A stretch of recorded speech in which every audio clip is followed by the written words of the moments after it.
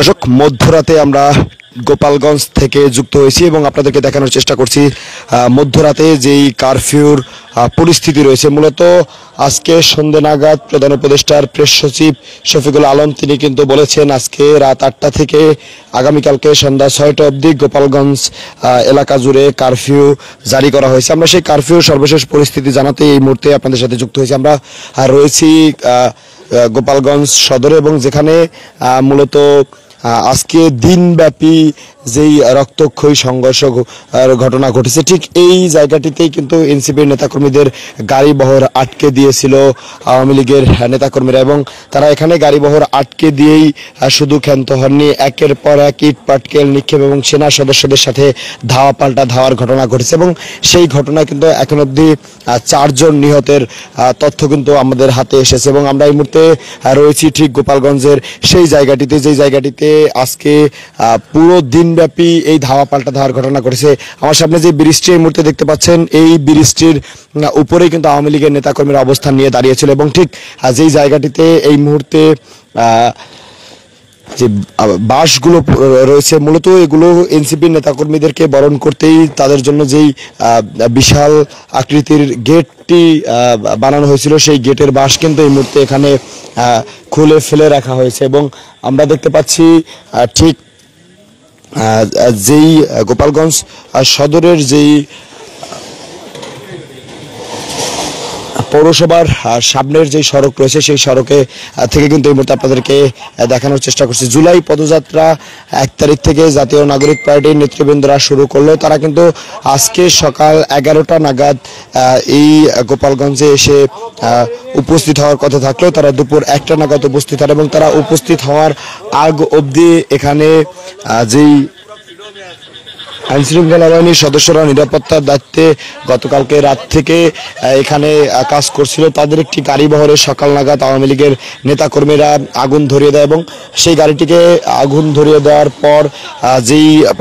গোপালগঞ্জ সদর ইউনো রয়েছে সেই ইউনোর গাড়িতেও কিন্তু অগ্নিসংযোগের ঘটনা ঘটায় এবং ইউনোর গাড়িতে অগ্নিসংযোগের ঘটনা ঘটানোর পরে কিন্তু তারা এনসিপির নেতাকর্মীরা তাদের যে জুলাই পদযাত্রার স্থল রয়েছে সেখানে প্রবেশ করার আগ মুহূর্তে কিন্তু সেই জায়গাটিতে তারা ককটেল বিস্ফোরণ ঘটায় এবং সেখানে হামলা চালায়। হামলায় একাধিক জাতীয় নাগরিক পার্টি নেতাকর্মীকে সেখানে আহত করার পর ঠিক তার আধা ঘন্টা পর জাতীয় নাগরিক পার্টির নেতৃবৃন্দরা জাতীয় নাগরিক পার্টির নেতৃবৃন্দরা কিন্তু এখানে প্রবেশ করেন এবং এখানে প্রবেশ করার ঠিক আধা ঘন্টা পরে তাদের যেই সমাবেশ যেই জুলাই পদযাত্রাটি চলছিল সেই জুলাই পদযাত্রাটি শেষ হয় এবং জুলাই পদযাত্রাটি শেষ করে যখনই এই সড়কটি দিয়ে তারা এখান থেকে মাদারীপুরের উদ্দেশ্যে রওনা হচ্ছিল ঠিক এই সড়কে তাদেরকে প্রথমে আটকে দেওয়া হয় এবং তাদেরকে এখানে আটকে দিয়ে তাদের যে গাড়ি বহর রয়েছে সেই গাড়ি বহরের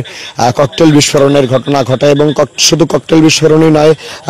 সেখানে তাদের গাড়িকে লক্ষ্য করে ইট পাটকেল নিক্ষেপ করতে থাকে এবং সেনা সদস্যদের প্রোটোকলের মধ্যেই এই ঘটনা ঘটে। দীর্ঘ সময় যাবত এখানে ধাওয়া পাল্টা ধাওয়ার যে ঘটনা সেই ঘটনা ঘটে এবং দীর্ঘ 4 থেকে 5 ঘন্টার চেষ্টা এখান থেকে তাদেরকে সরাতে সক্ষম হয় সেনা সদস্যরা এবং এক পর্যায়ে জাতীয় নাগরিক পার্টির নেতৃবৃন্দরা সরকারি একটি জায়গায় গিয়ে আশ্রয় নেওয়ার পরেও সেখানে গিয়েও কিন্তু অগ্নিসংযোগের ঘটনা ঘটায় এবং সেখানে অগ্নিসংযোগের ঘটনা ঘটানোর পর যেই টয়োটা আলফার্ড গাড়িটি তাসলিম যারা, হাসনাত আব্দুল্লাহ এবং শারজিদের বহন করা যে গাড়িটি ছিল সেই গাড়ি থেকে নেমে কিন্তু তারা এপিসি ভ্যানে উঠে এই জায়গাটি ত্যাগ করেন এবং সেই গাড়িটিতে এনসিপির অন্যান্য নেতাকর্মীরা উঠলে সেই গাড়িটিকে লক্ষ্য করে কিন্তু এই ককটেল বিস্ফোরণের ঘটনা ঘটানো হয় এবং সেখানে বেশ কয়েকজন আহত হয় এবং এখন অবধি সর্বশেষ যতটুকু তথ্য আমাদের হাতে ছিল একজন জাতীয় নাগরিক পার্টির নেতা কিন্তু ইতিমধ্যে নিখোঁজ রয়েছে এবং শারজিদ আলম, হাসনাত আব্দুল্লাহ, তাসলিম জারারা ঠিক এই জায়গাটি ত্যাগ করে তারা কিন্তু খুলনায় গিয়ে আজকে রাত নাগাদ একটি সংবাদ সম্মেলন করেন। এবং সেখানে তারা সংবাদ সম্মেলন শেষ করেন। এবং এই দিকে ঠিক এই গোপালগঞ্জের যে জায়গাটিতে আমি এই মুহূর্তে দাঁড়িয়ে আছি, সেই গোপালগঞ্জের এখান থেকে ঠিক 5 মিনিটের দূরত্ব যে জেলা কারাগার রয়েছে, সেই জেলা কারাগারেও হামলা চালানো হয় এবং সেখানে হামলা চালিয়ে প্রায় 600-র অধিক আওয়ামী লীগের যেই নেতাকর্মী সেই জায়গাটিতে ছিল, সেখানে তারা হামলা চালিয়ে তাদেরকে কিন্তু সেখান থেকে মুক্ত করার চেষ্টা চালান এবং তাদেরকে মুক্ত করার চেষ্টা চালানোর এক পর্যায়ে সেখানে যে একটি অস্ত্রাগার ছিল, সেই অস্ত্রাগারেও তারা হামলা চালান এবং হামলা চালিয়ে সেখান থেকে অস্ত্র লুট করার চেষ্টা করেন। কিন্তু সেনা সদস্যদের তাৎক্ষণিক প্রতিরোধের মুখে তারা কিন্তু পিছু হটতে বাধ্য হন এবং সেনা সদস্যরা তখন গুলি ছুড়লে সেই গুলিতে কিন্তু মোট এখন অবধি তথ্য পাওয়া মতে 4 জন নিহতের ঘটনা কিন্তু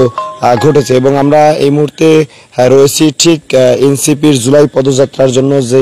মঞ্চটি প্রস্তুত করা হয়েছিল, সেই মঞ্চের সামনে আমরা দেখতে পাচ্ছি মঞ্চের দুপাশে যে বাঁশ দিয়ে মঞ্চটিকে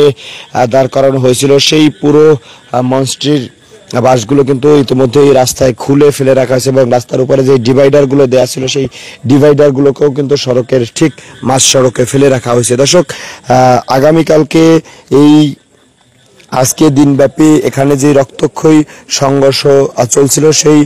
সংঘর্ষের জেরে আগামীকালকে গোপালগঞ্জে এসএসসি পরীক্ষা বাতিল করা হয়েছে এবং আগামীকালকে সন্ধ্যা 6টা অবধি যে কারফিউ,